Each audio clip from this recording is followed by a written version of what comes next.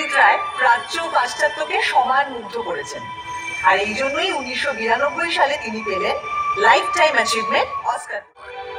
তাই রবীন্দ্রনাথ যতদিন, জীবনানন্দ দাশ ততদিন, সত্যজিৎ রায় যতদিন, ঋত্বিক ঘটক ততদিন, সৌম্য মিত্র যতদিন, ভারত সরকার ততদিন, সুনীল গঙ্গোপাধ্যায় যতদিন, কমল কুমার মজুমদার ততদিন, পঙ্কজ রায়কে আমরা মাথায় তুলে রাখব, সুদেব ব্যানার্জিকেও, হেমন্ত মান্না সন্ধ্যাকেও সিংহাসন দেব, সুচিত্রা মিত্র, কণিকা বন্দ্যোপাধ্যায়কেও পুলিশ জানাব, সঙ্গে নির্মলা মিশ্র, প্রতিমা বন্দ্যোপাধ্যায়কেও, নিখিল ব্যানার্জির সেতারে বুধ থাকবো। এগুলো হুজুগ নয়, এক্সট্রা সচেতনতা। এতো ভারী বলবে ব্যাপার, যে লোক বাংলাকে ইংরেজের হাতে তুলে দিল সেই লোকই আবার দুর্গাপুজো। তো ওয়েলকাম টু সেলান্ডিয়ান সার্কেল এবং welcome to A brand new blog. তো তোমাদের কাছে আরও একটা ভিডিও নিয়ে আমি হাজির হয়েছি। তো মাঝের কয়েকদিন তোমাদের সাথে ভিডিও দিইনি, তো লাস্ট ভিডিওটা তোমরা দেখেছো যে আমি বিপত্তারিণী চণ্ডীবাড়ির ভিডিও আমি তোমাদের সাথে শেয়ার করেছি।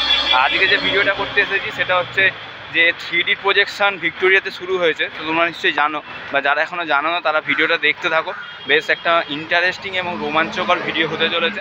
তো ময়দানে তো অনেক কিছুই তোমরা দেখো, বাট ময়দানে ঢুকে ভিক্টোরিয়াতে 3D প্রজেকশন তো এই প্রথম। তো চলো, তো ময়দানে যে ভিক্টোরিয়াতে 3D প্রজেকশন সেটা তোমরা কীভাবে আসবে। তো এটা হচ্ছে নিয়ারেস্ট মেট্রো স্টেশন তোমাদের কাছে হচ্ছে রবীন্দ্র সদন, আর ভিক্টোরিয়া তোমরা সবাই আসো, বাট এটা ভিক্টোরিয়ার যে 3 নম্বর গেট, যেটা হচ্ছে তোমাদের মোহরকুঞ্জের গেট, সেই মোহরকুঞ্জের গেট দিয়ে তোমাদের এন্ট্রি করতে হবে।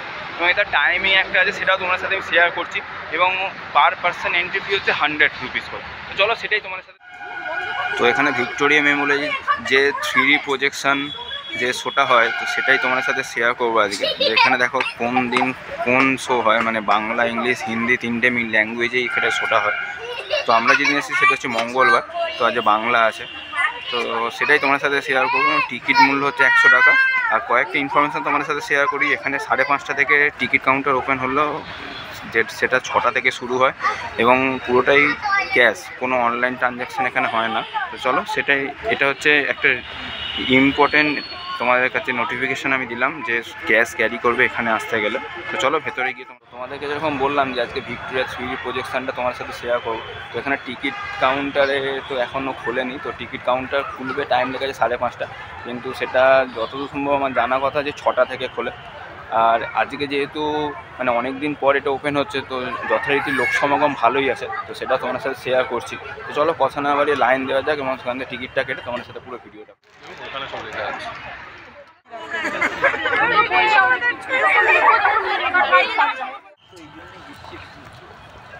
এখান দিয়ে সোজা গিয়ে তোমার ডান দিকে যেতে হবে, না ভিক্টোরিয়ার সামনেই হচ্ছে এদের প্রজেকশনের শোটা হচ্ছে। তো চলো তোমার সাথে সামনে যাই, জাস্ট এখান থেকে দেখো ভিক্টোরিয়ার যে লুকসটা দেখো, তোমার সাথে শেয়ার করছি। সামনে গিয়ে তোমার সাথে আমি শেয়ার করবোই। এদিক দিয়ে সোজা গেলে হচ্ছে তোমার সামনে সিটিং অ্যারেঞ্জমেন্টটা আছে। তো চলো তোমার সাথে সামনে যাই, আরও গিয়ে ভিডিও করছি।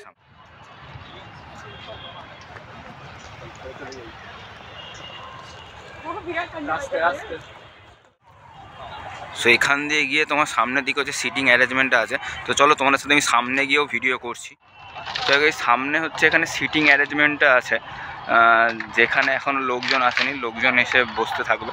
আর আজকে যথেষ্ট ভিড় হয়েছে, তোমাদের সাথে আমি বাইরেটা শেয়ার করেছি, তো অতটা ভালোভাবে শেয়ার করার সুযোগ হয়নি, কারণ বাইরে যথেষ্ট ক্রাউড তৈরি হয়েছিল অনেক, মানে যেহেতু কয়েকদিন বন্ধ ছিল। আর এখানে কবে কোন শো হয় তো সেটা তোমাদের সাথে আমি ভিডিওর মাধ্যমে শেয়ার করে দেবো। তো আমি যেদিন এসেছিলাম সেটা হচ্ছে তোমার বাংলা শো দিন ছিল, তো যাই হোক সেই জন্যই আরও বেশি লোকজন হয়েছে। তো এইখানে হচ্ছে সিটিং অ্যারেঞ্জমেন্টটা করা হয়েছে, যেখানে বসে তোমরা এই 3D প্রজেকশন তোমরা দেখতে পারো। যাই ওভারঅল তোমাদের সাথে ভিক্টোরিয়ার ভিউটা শেয়ার করছি, একটু পরেই এখানে শুরু হবে, সেটাও তোমাদের সাথে শেয়ার করবো।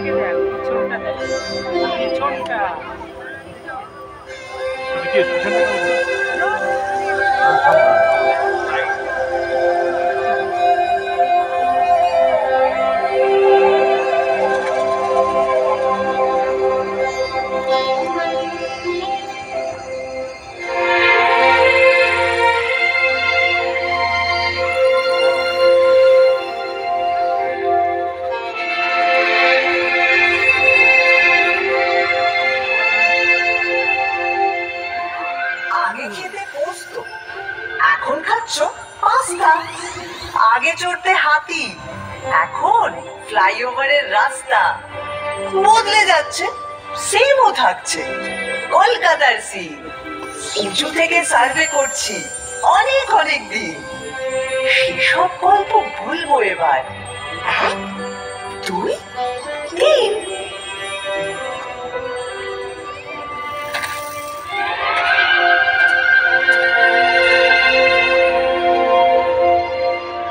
আমায় নিয়ে পর লিখেছে, এখন হচ্ছে মিন। বয়স হলো 300, 400, হাজার খানেক থিম। কি বলবে আর কি বলবে না, যদিও মেয়েটা ভালোই চেনা, তবু নিজেও ঘুরতে এলাম, দুজন মিলে দিন।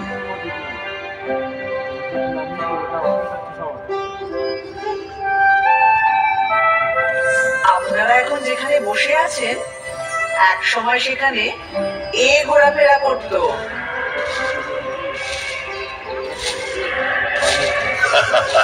কোথায় জুরাসিক পার্ক আর কোথায় পার্ক স্ট্রিট। এখান থেকে শুরু করলে মোবাইল ফোনে আসতে আসতে 52 এপিসোড লেগে যাবে। তার চেয়ে একটা চেনা জানা ব্ল্যাক এন্ড হোয়াইট দিয়ে শুরু করো। তাহলে এটা দিয়ে করি। একটা গাড়ি সা করে বেরিয়ে এলো 38-2 এলগিন রোডের বাড়ি থেকে 1941 সালের 16ই জানুয়ারি রাত্রে, এবং সোজা ঢুকে বলল বাঙালির আত্মার ভেতর। না না না না না, নেতাজি সুভাষচন্দ্র বসু তার আগেই কলকাতার আত্মায় ছিলেন। উনি তো 1930-এ কলকাতার মেয়র হয়েছিলেন। কংগ্রেসের প্রেসিডেন্ট হয়ে তিনি ভারতের আত্মায়। তবে ব্রিটিশদের চোখে এক মন ধুলো দিয়ে ওই মহানিষ্ক্রম 3-4 রকম ছদ্মবেশ, এই একেবারে থ্রিলার। তার উপরে আক্ষরিক অর্থেই তিনি মৃত্যুহীন। এরকম সুপার হিরো কলকাতা আর পায়নি।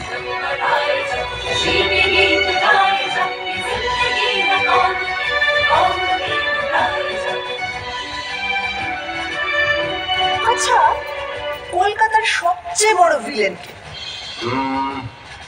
আমি একজনের কথা বলবো যার কোনো নামই নেই। নামই নেই মানে? 1989 সালে 6 মাস ধরে রাত্রে রাস্তায় শুয়ে থাকা 13 জন গৃহহীন মানুষকে পাথর দিয়ে খুন করে কেউ একজন। মিডিয়া তার নাম দেয় স্টোন ম্যান। এত মর্বিড জিনিস দিয়ে কি আর শুরু হবে? আমার মনে হয় সেরা ভিলেন হলেন অমিতাভ বচ্চন। অমিতাভ বচ্চন কেন? বারে তিনি কলকাতায় চাকরি করলেন, নাটক করলেন, আর সিনেমাটা কিনা মুম্বাইতে গিয়ে করতে হলো। কি হতো বাংলা সিনেমার নায়ক হলে? সে তো ক্লিফ রিচার্ড ছোটবেলায় কলকাতায় ছিলেন, মানে হাওড়ায়, কিন্তু সে তো একই হলো। অত বড় একটা গায়ক এখানে দাঁড়িয়ে হয়তো সুমন চ্যাটার্জির মতো জীবনমুখী শুরু করে দিতেন।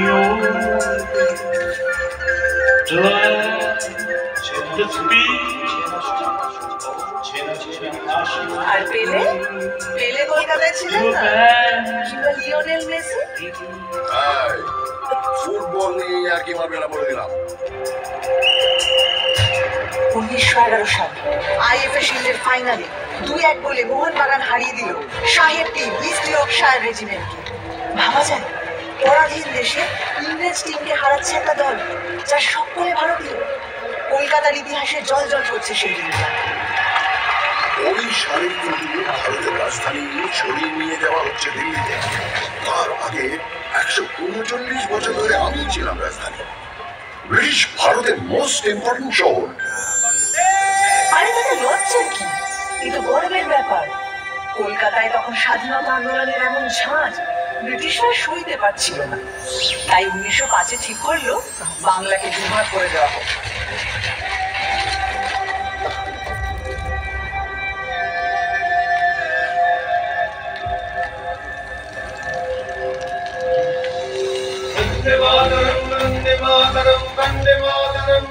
লর্ড কার্জন একটা চিঠিতে লিখছেন কলকাতাকে সফল চক্রান্তের সিংহাসন থেকে সরাতেই হবে। আর সুরেন্দ্রনাথ ব্যানার্জির নেতৃত্বে এখানেই তো তৈরি হয়েছিল জাতীয়তাবাদী ইন্ডিয়ান অ্যাসোসিয়েশন, তারপরে এখানেই হয়েছিল অল ইন্ডিয়া ন্যাশনাল কনফারেন্স, আর সেই থেকেই তো কংগ্রেস। সাথে কি ব্রিটিশরা সুরেন্দ্রনাথকে বলতো সারেন্ডার নট? বঙ্গভঙ্গ তো করেই উঠতে পারলো না সাহেবরা প্রতিবাদের জন্য। হ্যাঁ, আর বছর 6 পরে রেগে মেগে রাজধানীটাই বদলে দিল। এটাই তো প্রমাণিত হয় তুমি একটা সাংঘাতিক জাগ্রত শহর, প্রতিবাদের শহর, যাকে কিনা ব্যঙ্গ করে একদিন বলা হবে মিছিল নগরী, এমনকি মুমূর্ষ নগরী। আচ্ছা মুশকিল হলো, তোমাকে তো লোকে সিটি অফ জয়ও বলে। ব্রিটিশদের সময় তোমাকে বলা হতো the second city of British empire, মানে লন্ডনের পরেই। সে তো পয়সার জন্যে। এখান থেকে ব্রিটিশদের কি মুনাফা, রাজস্ব আদায়, পাট বিক্রি, কোটি কোটি টাকা। কি মুশকিল, কলকাতার নিন্দে করলে ক্ষেপে উঠবে, আর কলকাতার প্রশংসা করলে নিজে নিন্দে করতে শুরু করবে, মানে তর্ক লাগাও, তাই না? সে তর্কাতর্কি আমার রক্তে। ভারতে সেন্সরশিপের প্রথম আইন তৈরি হয়েছিল কেন জানো? 1872-এ গিরিশ ঘোষ যখন এই শহরেই তৈরি করলেন ন্যাশনাল থিয়েটার। প্রথম নাটকটাই হলো দীনবন্ধু মিত্রের নীল দর্পণ।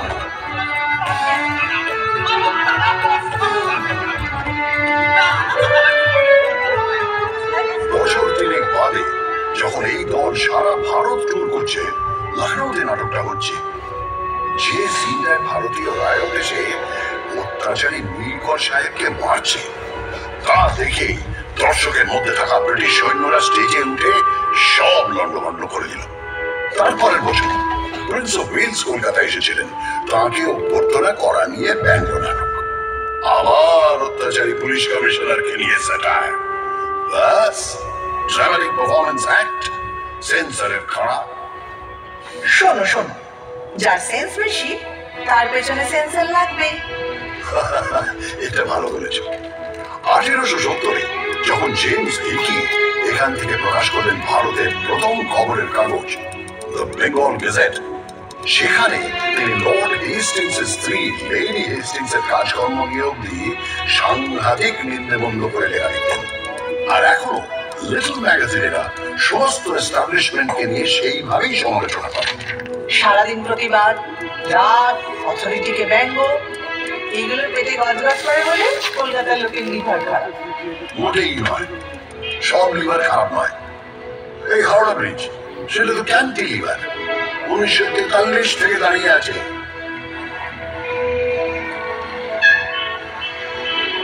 তা বটে, রোজ লাখ লাখ গাড়ি ঘোড়া, মানুষ, কত কিছুই যাচ্ছে, অথচ এতটুকু টসকায় না। এদিকে নাকি গোটা ব্রিজে একটা স্ক্রু নেই। ওই জন্যই যাদের মাথার স্ক্রু ঢিলে তারা প্রায় হাওড়া ব্রিজের মাথায় চলে বসে। ওখান থেকে ভিউটা ইমাজিন করতে পারছো? আরে বাবা, আমি পারবো না? বছরের পর বছর ভিক্টোরিয়া মেমোরিয়ালের টঙে ডানা মেলে ঠাঁই দাঁড়িয়ে কলকাতার মানুষের প্রেম দেখেছি, খুনসুটি দেখেছি।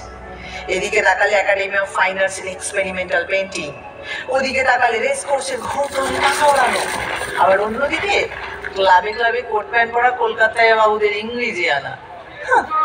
ভিউজ আর নিউজ শেখাচ্ছ আমাকে? তোর নারী নক্ষত্র চিনি, বুঝলে? শুধু চেনো না, ছোঁয়াচ লেগে তুমি আমারই মতো। কখনো হাওয়া দিলে মাই মাই করে ঘোরো, কখনো কাঁটের ব্যথায় ঘুরতেই ভুলে যাও। এই বাড়ি কখনো তাজমহলের টুকলি বলে ধুয়ো খায়, কখনো আবার জাপানিদের বোমা খাওয়ার ভয়ে তার সারা গায়ে গোবর লেপে দিয়ে ব্ল্যাক আউট করা হয়।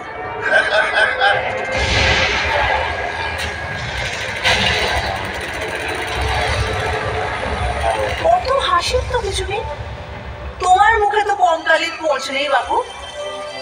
ওই দ্বিতীয় বিশ্বযুদ্ধের সময় যখন তোমার রাস্তায় শুয়ে খিদের জ্বালায় শয় শয় লোক মরেছে, আর অন্য লোকেরা তাদের দিনে নির্দ্বিধায় অফিস করেছে, আড্ডা মারতে গেছে, ফ্যান দাও ফ্যান দাও চিৎকার চাপা দিতে দরজা জানলা বন্ধ করে গ্রামাফোনের গান শুনেছি, তখন কোথায় ছিল তোমার প্রতিবাদী ফটো ফটো?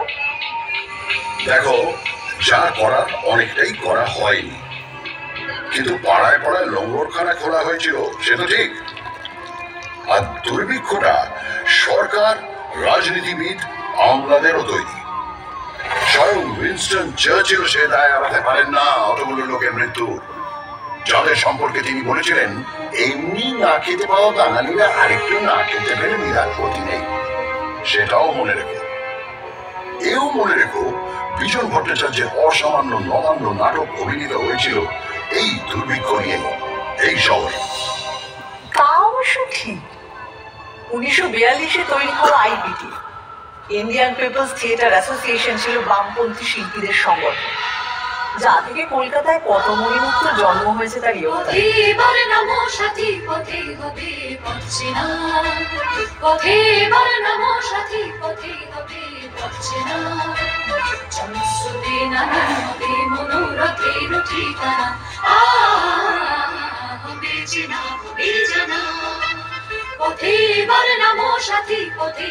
শুধু নবান্ন কেন, আরো অনেক অবিস্মরণীয় গান, নাটক, সিনেমা জন্মেছে এখান থেকে। আইপিটি এলে তো ঝলমলে হিরে, উৎপল দত্ত, সুচিত্রা মিত্র, জ্যোতিরিন্দ্র মৈত্র, দেবব্রত বিশ্বাস, সলিল চৌধুরী, তৃপ্তি মিত্র, ঋত্বিক ঘটক এবং এরই ভাবশিষ্য মৃণাল সেন। শিল্পকে সমাজ বদলের অস্ত্র হিসাবে ব্যবহার করব, আর তা অতুলনীয় উৎকর্ষ আবেগ দিয়ে জাগিয়ে তুলবেন হাজার হাজার মানুষকে। এই জাদু বিপ্লবের রথ হই হই করে চলেছিল অনেক দূর।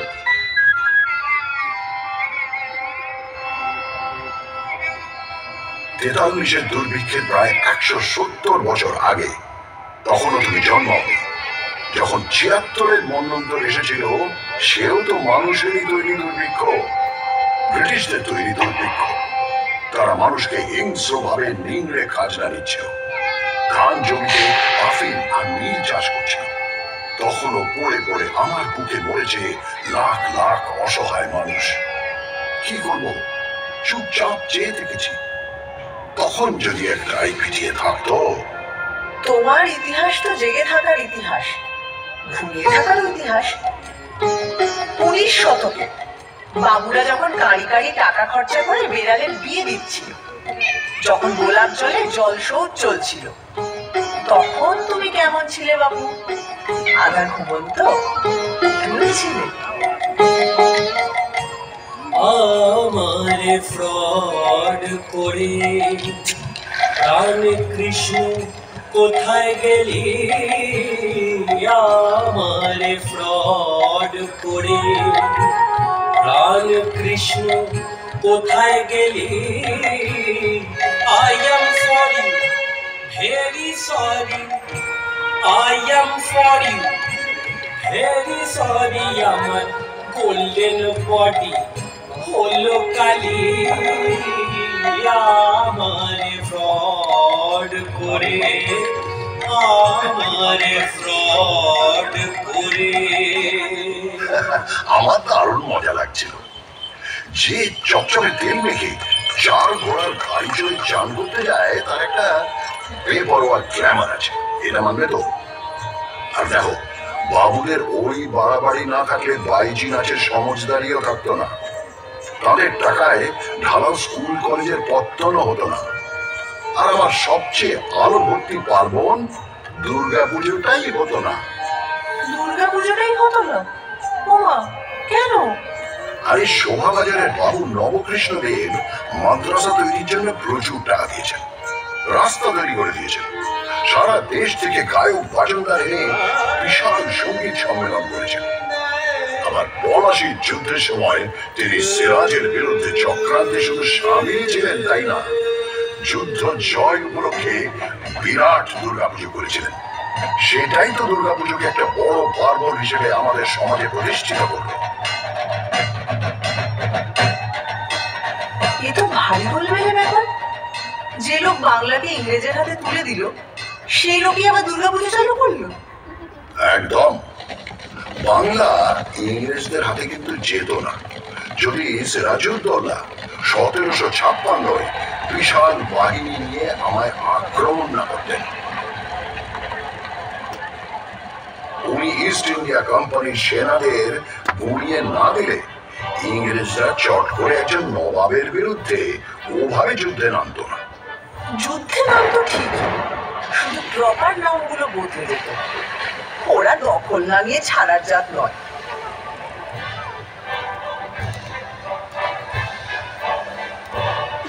ওই যে ইস্ট ইন্ডিয়া কোম্পানির এজেন্ট জব চার্নক প্রচন্ড বৃষ্টি বাদলার মধ্যে নৌকো ভেড়ালেন 1690-এর 24শে আগস্ট। ব্যাস, চাকা গড়াতে শুরু করলো। তোমার ইতিহাসেরও শুরু। ভুল ভুল ভুল, তোমার কথাটা সম্পূর্ণ ভুল। চার্নক আসার অনেক আগেই কবিকঙ্কুর মুকুন্দরাম আমার কথা লিখে গেছে। তারও আগে 1495-এ বিপ্রদাস পিপিলাইয়ের মনসামঙ্গল কাব্যেও আমি আছি। শ্রাবণ রায়চৌধুরীদের পরিবার ব্রিটিশরা আসার অনেক আগে থেকেই কলকাতার জমিদার ছিলেন, তাই ইতিহাসটা ওখান থেকে শুরু নয়।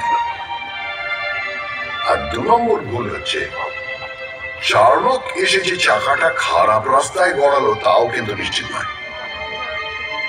রামমোহন রায় সতীদাহ বন্ধ করলেন ঠিকই, কিন্তু অত বড় কাজটা কি করতে পারতেন যদি লর্ড বেন্টিঙ্ক না সাহায্য করতেন? মাইকেল মধুসূদন দত্ত কি বাংলা কাব্যের বাঁক বদল ঘটাতে পারতেন যদি মিল্টনের প্রভাব না পড়ত?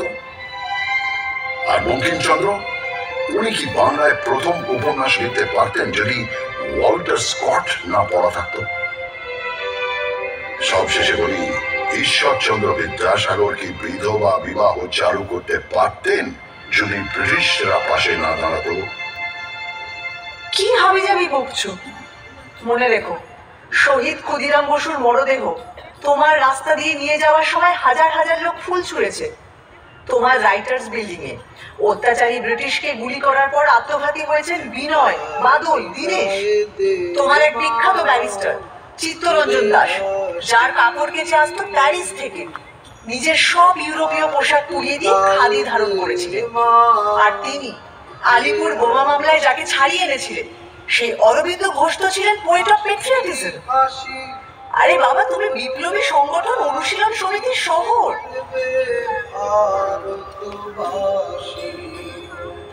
আমি হাসি হাসি করব হাসি দেখবে ভারতবাসী। একবার বিদায় দেওয়া ঘুরে আসি, একবার বিদায় দেওয়া ঘুরে আসি।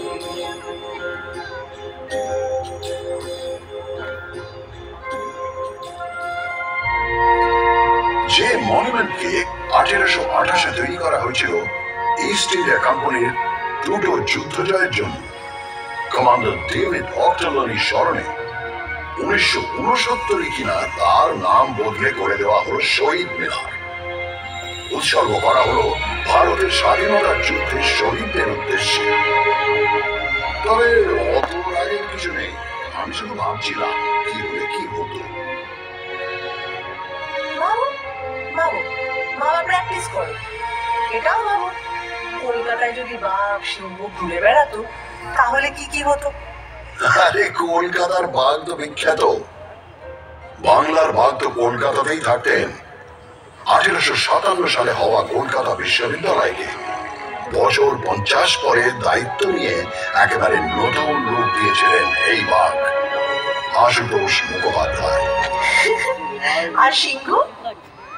হ্যাঁ, সিংহ তো ছিল কালী প্রসন্ন সিংহ, যিনি এক হাতে অনুবাদ করেছেন মহাভারত আর অন্য হাতে আমায় নিয়ে লিখেছেন গৌতম বেচার নকশা। আচ্ছা, বাঘ সিংহ তো বুঝলাম, আর গন্ডার? হ্যাঁ, গন্ডারও আছে। গন্ডার হচ্ছে তারা যাদের চামড়া ভেদ করে কলকাতার অবিশ্বাস্য মনীষীদের কথাগুলো ঢোকেইনি। রামমোহন রায় তাদের কাছে পাটকেল খেয়েছেন, আর বিদ্যাসাগরকে নিয়ে তো ব্যঙ্গ করে গান বেঁধে ঘুরে ঘুরেও গিয়েছেন তারা। এগুলো বরং প্রমাণ করে ওরা সময়ের চেয়ে কত এগিয়ে ছিলেন। রায় তাদের কাছে পাটকেল খেয়েছেন, আর বিদ্যাসাগরকে নিয়ে তো ব্যঙ্গ করে গান বেঁধে ঘুরে ঘুরেও গিয়েছেন তারা। এগুলো বরং প্রমাণ করে ওরা সময়ের চেয়ে কত এগিয়ে ছিলেন। বিবেকানন্দকে শুনতে হয়েছে তিনি নাকি সন্ন্যাসী নন, ম্লেচ্ছ দেশে যান, মাংস খান, অথচ তিনি শিকাগোয় গিয়ে ভারতের জয়ধ্বজা উড়িয়ে এলেন অসামান্য বক্তৃতায়। তার গুরু রামকৃষ্ণকে শুনতে হয়েছে তিনি নিরক্ষর, আর তিনি তার সহজাত বোধ ও ধর্মজ্ঞানের ছটায় চারপাশে জড়ো করে এনেছেন শ্রেষ্ঠ মনীষীদের। তার যত মত তত পথ শুধু ধর্ম নয়, শহর কলকাতার জীবনযাপনেরও দর্শন।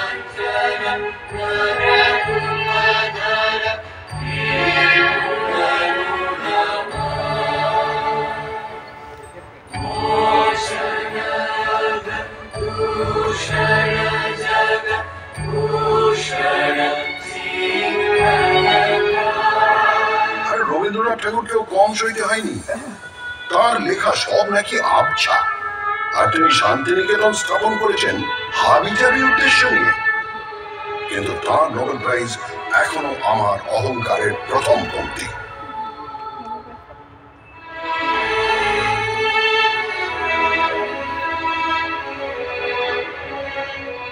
আমি রাজধানীর পর থেকে 1911 খসে পড়লাম, কিন্তু 2 বছর পরেই আমার মাথায় এমন মুকুট উঠল যার ঝলমলানি থামার নয়।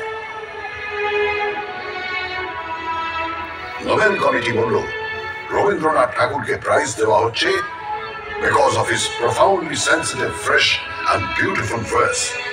প্রথম ভারতীয় নোবেল পেলেন।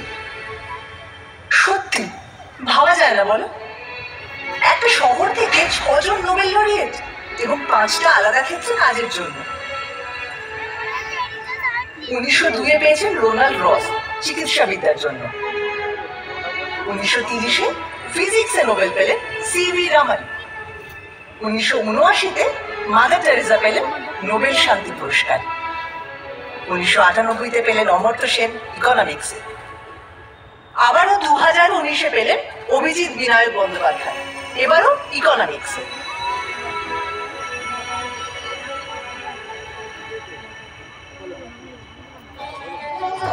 আরে বাবা, নোবেল পাওয়াই তো আর শেষ কথা নয়। নোবেল পাননি তো কি হয়েছে?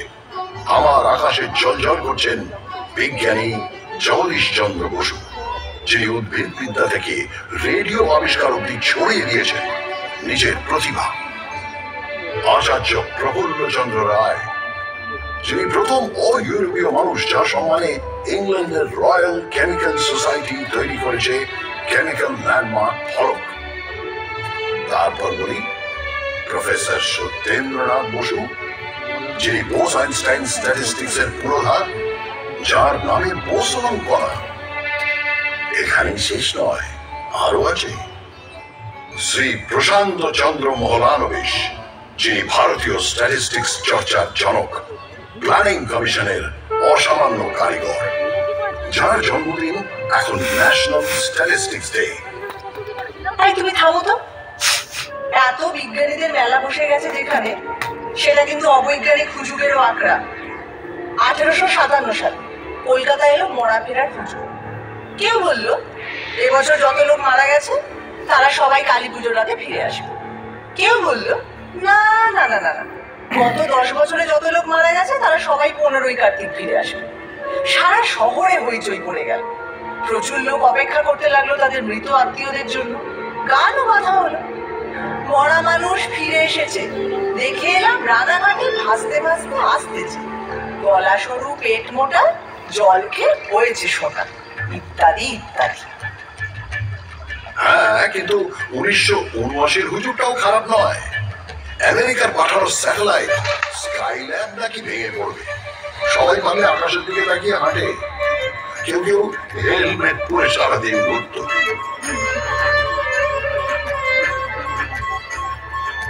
স্কাইল্যাবের টুকরো অবশ্য কয়েকটা পড়েছে, কিন্তু কলকাতার ধারে কাছে নয়, অস্ট্রেলিয়ার পার্থ আর অন্য কয়েকটা জায়গা।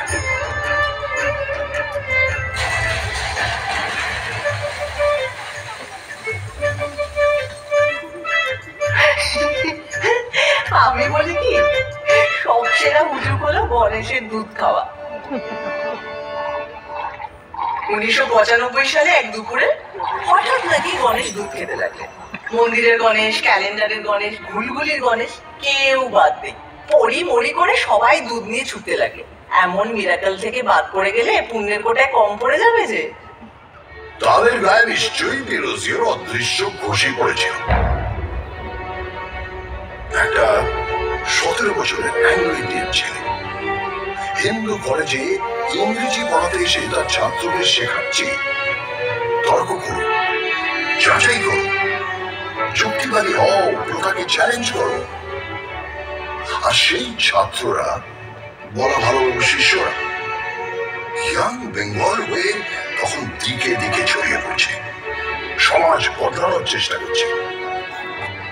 এও তো এখানেই হয়েছিল, তারা যেরকম গোড়া ব্রাহ্মণদের ঝাঁকুনি দিয়ে সমাজটাকে শোধরানোর চেষ্টা করত, 70-এর দশকেও একদল ছেলেপুলে নকশাল আন্দোলনের মাধ্যমে সেরকমই একটা ধাক্কা দেওয়ার চেষ্টা করল। কিন্তু বুলেট আর বোমার প্রতিক্রিয়াও ভীষণ মারাত্মক। আর তখনকার রাজনীতিও ছিল অনেক ভোট প্যাঁচওয়ালা। রাত্রি জুড়ে বোমা আর পুলিশের জীবের শব্দ, আর দিনের বেলা গঙ্গা জলে উজ্জ্বল যুবকদের লাশ ভেসে যাওয়া দৃশ্য। তোমার গায়ে অনেক গরম রক্ত ছিদ্র করেছে। আদর্শ প্রথা সব হারিয়ে গেছিল নতুন নতুন মুখোশের আড়ালে।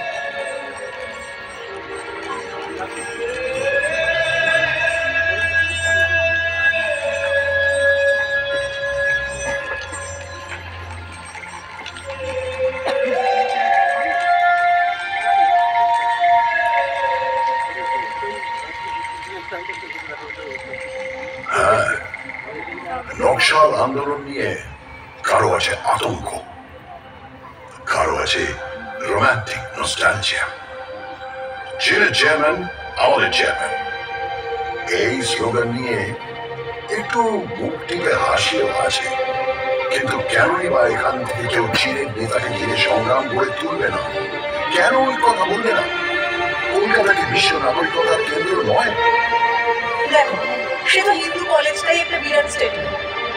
ইংরেজি ভাষা শিখতে হবে, পাশ্চাত্য সংস্কৃতি বুঝতে হবে, তাকে নিজেদের সংস্কৃতির সঙ্গে মেলাতে হবে, এরকম একটা ভাবনা নিয়ে যে স্কুল করা দরকার, তা ভারতে অন্য প্রান্তে কেউ তো ভেবে বের করতে পারেনি। সাহেব আর বাঙালি মিলেমিশে 1817 সালে এমন একটা কাজ করলো যা না থাকলে বেঙ্গল রেনেসাই হতো না।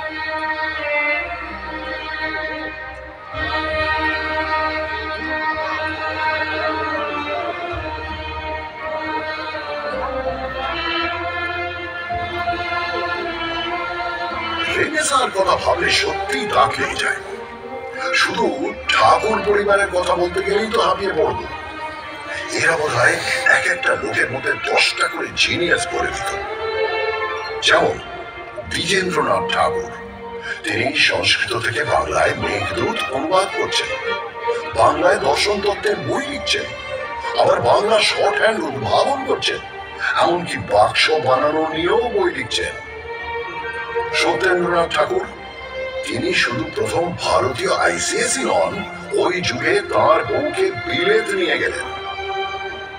এবার বলি জ্যোতিরেন্দ্রনাথ ঠাকুরের কথা। তিনি একাধারে সুরকার, চিত্রকর, নাট্যকার, পরিচালক, এমনকি অভিনেতা। দেবেন্দ্রনাথ ঠাকুর, তিনি তো 3 ঘন্টায় গড়গড়িয়ে ডিকটেশন দিয়ে লিখে ফেললেন ব্রাহ্ম ধর্মের বই। গগনেন্দ্রনাথ অসামান্য চিত্রকর, কার্টুনও আছেন, ছবিতে কিউবিস্ট ভাবও আছেন। আর অবনীন্দ্রনাথ ঠাকুর, তাঁর আঁকা ছবি আর লেখা গল্প, এই দুই বাংলা সংস্কৃতির বিস্ময়।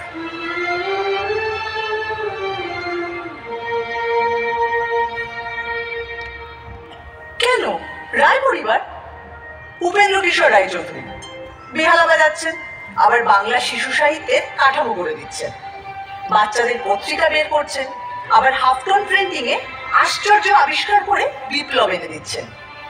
তার ছেলে সুকুমার রায় খেয়াল রসের গদ্যে পদ্যে তাক লাগিয়ে দিচ্ছেন, আবার ননসেন্স ক্লাবে প্লেটো আর তুর্গেনেভ নিয়ে কথাও বলছেন।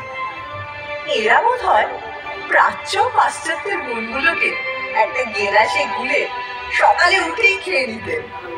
হ্যাঁ, ঠিক বলেছ। এই মিলিজুলিটা আমাদের চিরকাল আছে। 1835-এ মেডিকেল কলেজে তো স্থাপিত হয়, এখানকার লোককে পাশ্চাত্য ডাক্তারি রীতিতে শিক্ষিত করে তোলার জন্য। আবার এই শহরের নৃত্যশিল্পী উদয় শঙ্কর, তিনি তো বিদেশি নর্তকী আনা পাভলোভার সঙ্গে মিলেই তাঁর বিখ্যাত রাধা কৃষ্ণ ব্যালেটা তৈরি করেন। আর সুকুমার রায়ের ছেলে সত্যজিৎ রায়, যিনি 1955-এ পথের পাঁচালী ছবি তৈরি করে একা হাতে ভারতীয় সিনেমায় নিউ ওয়েভ আনলেন। তিনি তো স্পষ্টই বলতেন, হলিউডের ছবি না দেখলে তিনি নিজের ছবির ব্যাকরণ তৈরি করতে পারতেন না। অথচ সাহেবরা তাঁর ছবির মধ্যে খুঁজে পেত খাঁটি ভারতীয়ত্ব। এই মিশেল, এই আহরণ হজম করার ক্ষমতা, এ জিনিস আমার মজ্জায়। ঠিক বলেছ। সত্যজিৎ রায় প্রাচ্য ও পাশ্চাত্যকে সমান মুগ্ধ করেছেন, আর এই জন্যই 1992 সালে তিনি পেলেন লাইফ টাইম অ্যাচিভমেন্ট অস্কার পুরস্কার।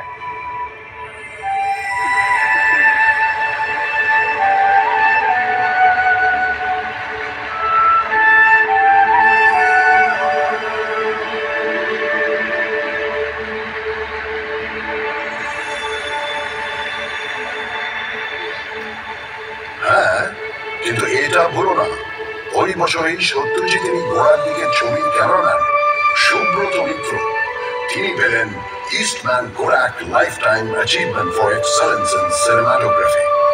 অদ্ভুত, সুব্রত মিত্র পৃথিবীর এক সেরা ক্যামেরাম্যান, কিন্তু তার নামটা সেভাবে প্রচারই পেল না। এই আনসাং হিরোদের নিয়ে তোমার এই পরিচয়টা একটু বোঝাও তো। এটা আদিক্ষেতা না উদারতা? আমি না ঠিক আন্দাজ করতে পারি না। কারণ নামে প্রশংসা করলে কলকাতায় এরা তক্ষুনি আরেকটা নাম পকেট থেকে ফস করে বের করে বলেন, উনি তো দর পেলেন না, কিন্তু মহান ছিলেন। হ্যাঁ, বলবো নাই বা কেন? কলকাতার মানুষ যেমন জয়ীকে নিয়ে নাচানাচি করে, তেমনি তথাকথিত পরাজিতকেও তার মূল্য দিতে জানে। যিনি প্রাইজ পাননি, অখ্যাতি নিয়ে মারা গেছেন, তাকেও পুজো করতে জানে। কারণ সে বোঝে একজন স্রষ্টার মূল্য তিনি কতটা সোনা কুড়োলেন তা দিয়ে বিচার হয় না, কতটা সোনা বিলোলেন তা দিয়ে মাপতে হয়। তাই রবীন্দ্রনাথ যতদিন, জীবনানন্দ দাশ ততদিন, সত্যজিৎ রায় যতদিন, ঋত্বিক ঘটক ততদিন, সৌম্য মিত্র যতদিন, মাধবী সরকার ততদিন, সুনীল গঙ্গোপাধ্যায় যতদিন, কমল কুমার মজুমদার ততদিন, পঙ্কজ রায়কে আমরা মাথায় তুলে রাখব, সুদেব ব্যানার্জিকেও, হেমন্ত মান্না সন্ধ্যাকেও সিংহাসন দেব, সুচিত্রা মিত্র, কণিকা বন্দ্যোপাধ্যায়কেও পুলিশ জানাবো, সঙ্গে নির্মলা মিশ্র, প্রতিমা বন্দ্যোপাধ্যায়কেও, নিখিল ব্যানার্জির সেতারে বুধ থাকবো। এগুলো হুজুগ নয়, এক্সট্রা সচেতনতা। আচ্ছা, এটা শুধু শিল্পের বেলায় জেগে ওঠে কেন বলতো? যখন 1947-এ দেশভাগের পর উদ্বাস্তুরা দলে দলে এসে পৌঁছল ওই শহরে, তখন সেই মানুষগুলোকে, সেই মুহূর্তের পরাজিতদের বুকে টেনে নিতে এত অনীহা কেন? তখন তাদের বিদ্রোহ কেন, অবহেলা কেন, বলতে পারো? সে হয়তো গোড়ার দিকে ছিল। তারপর যতই ঘটি ভাঙার লড়াই ফুটবলের মাঠে থাকুক আর রান্নার পাতে থাকুক, সবাই মিলেমিশে এক হয়ে গেছে, এতে তো সন্দেহ নেই। এতেও সন্দেহ নেই যে এই উদ্বাস্তুদের যথোচিত সম্মান দিয়ে তাদের থাকা খাওয়ার সংগ্রামে পাশে দাঁড়ানোর কাজ করেছিল বলে বাম রাজনীতি একসময় অনেকখানি মিশে গিয়েছিল আমার ডিএনএতে। উদ্বাস্তুরা তো আবারও এসেছে বাংলাদেশের মুক্তিযুদ্ধের সময় 1971-এ, এখনো অনেকে আসছেন। কলকাতা তো কাউকে ফেরায় না। তা ঠিক, শেষমেশ সবাইকে নিয়ে কাবাব খায় বা বিরিয়ানি। এই যে দুটো নাম বললে, এই খাবারগুলোই কলকাতায় আসতো না যদি না আরেক পরাজিতকে কলকাতা সসম্মানে ঠাঁই দিত। সেটা আবার কিরকম? ওয়াজিদ আলী শাহ, আউধের নবাব।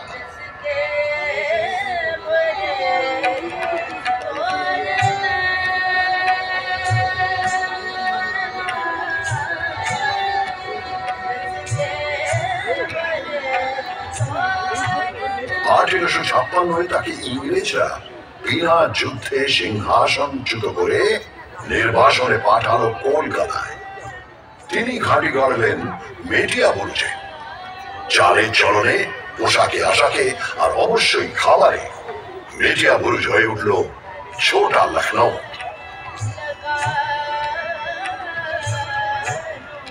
এখানকার গান বাজনা নাচ তো প্রভাবিত হলোই, জিভের কোষ আর বাংলার হাড়ি প্রভাবিত হলো তার চেয়েও বেশি। এখন যে কলকাতার রাস্তার ধারে ধারে কাবাব আর বিরিয়ানির দোকান, তার মূলে ওই অগৌরবের নির্বাসন।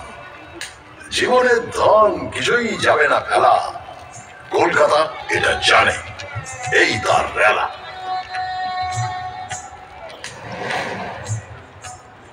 এই রেলা টেলা কোথায় চলে যায়? যখন 1946-এর দাঙ্গার কথা মনে পড়ে যায়। সেই হিন্দু মুসলিম দাঙ্গা প্রায় 1 সপ্তাহ ধরে চলেছিল।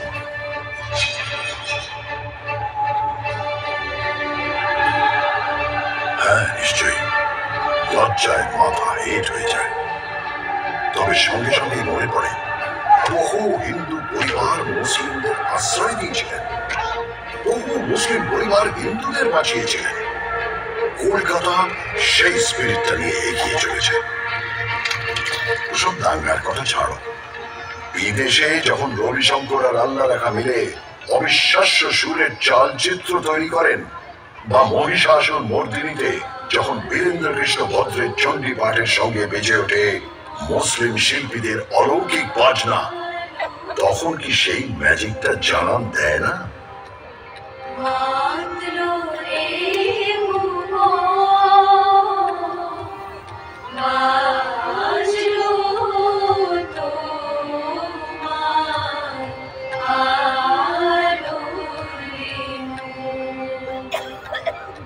জানো, আমার না মনে পড়ে গেল ম্যাজিশিয়ান পিসি সরকারের কথা। একবার নাকি তার ম্যাজিক দেখতে সবাই এসেছে, কিন্তু 10 মিনিট হয়ে গেছে ম্যাজিশিয়ানের আসার নামই নেই। সবাই অস্থির, অধৈর্য। হঠাৎ সবাই শুনতে পেল হিয়ার আই অ্যাম। চমকে তাকিয়ে দেখলো মঞ্চে তিনি বললেন, ঠিক সময় তো এসেছি, ঘড়িটা দেখুন তো। চমকে তাকিয়ে সবাই দেখলো ঘড়ির কাঁটা পিছিয়ে গিয়েছে 10 মিনিট। সব ঠিক আছে।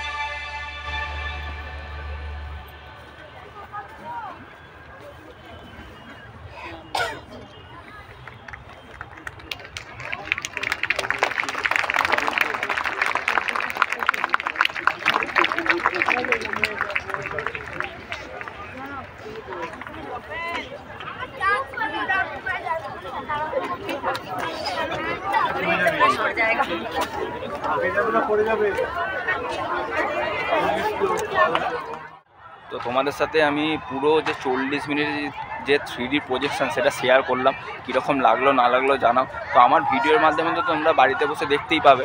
তো যারা কলকাতায় থাকো একবার হলেও এই 3D প্রজেকশনটা দেখো, ভিক্টোরিয়ায় বসে খোলা আকাশের নিচে একটা আলাদা অনুভূতি হবে। আর যেটা বুঝলাম সেটা হচ্ছে কলকাতায় শহর এবং যে ভিক্টোরিয়ার পরি সেই দুজনের কথোপকথনটাকে এখানে 3Dর মাধ্যমে ফুটিয়ে তোলার চেষ্টা করা হয়েছে।